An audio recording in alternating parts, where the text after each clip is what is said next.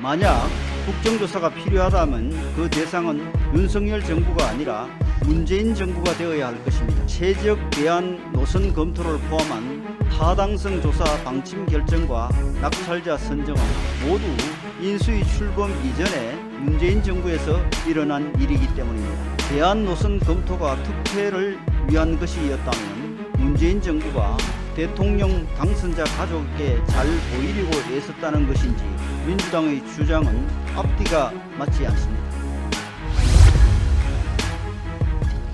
어제 민주당이 서울 양평 고속도로 문제에 대한 국정조사를 공식적으로 요청했습니다.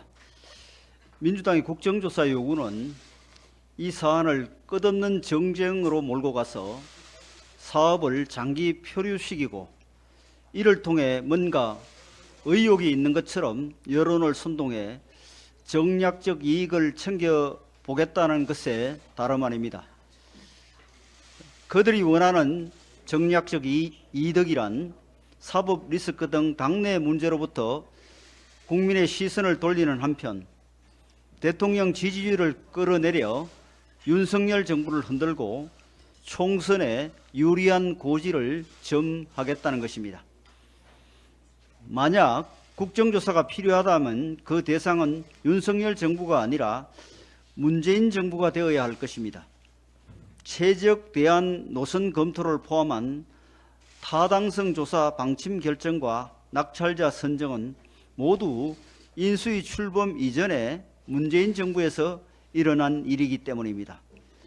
대안 노선 검토가 특혜를 위한 것이었다면 문재인 정부가 대통령 당선자 가족에게 잘 보이려고 애썼다는 것인지 민주당의 주장은 앞뒤가 맞지 않습니다.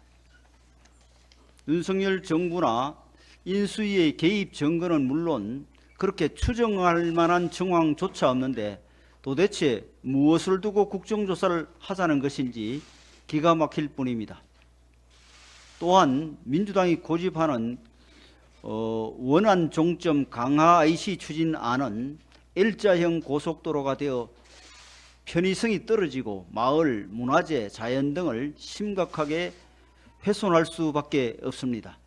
반면에 타당성 조사를 통해 검토된 대안은 환경 훼손이 덜하고 예상 교통량이 1.4배 많아 경제성에서도 우월합니다.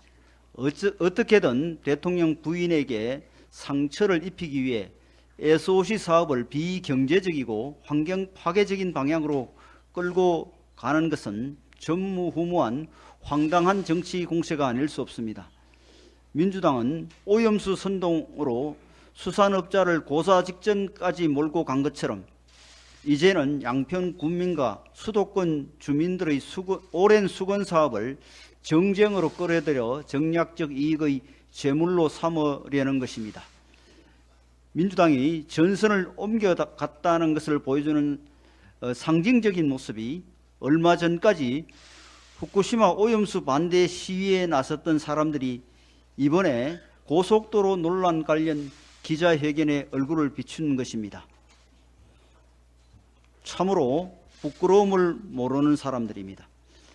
그러나 세간에선 민주당이 이렇게 선동 못하는 건 처음 본다는 말이 나올 정도로 현재 민주당의 선동 공세는 두서도 없고 사실과도 맞지 않으며 사법 리스크로 궁지에 몰린 절박한 심정만 보이고 있습니다.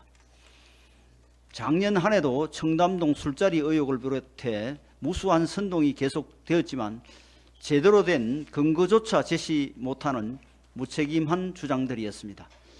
민주당의 머릿속에는 양평 군민도 대한민국 국민도 없습니다. 그러니 폭우로 온 국민이 걱정하고 북한이 ICBM을 쏘고 민주노총이 파업을 하는 엄중한 상황에서도 가짜뉴스 유포화하고 있는 것 아닙니까? 또한 과거에는 대통령 해외 순방 기간에는 여야가 정쟁을 자제하는 정치 문화가 있었습니다. 민주당은 최소한의 검도도 지키지 않고 있습니다. 우리 당은 더 이상 선동과 괴담이 우리 정치의 판을 치게 두고 보지 않을 것입니다. 우리 당은 이번 서울 양평 고속도로 선동에 대하여 분명한 진실을 국민께 알리고 선동의 민낯을 낱낱이 밝히는 데 최선을 다하겠습니다.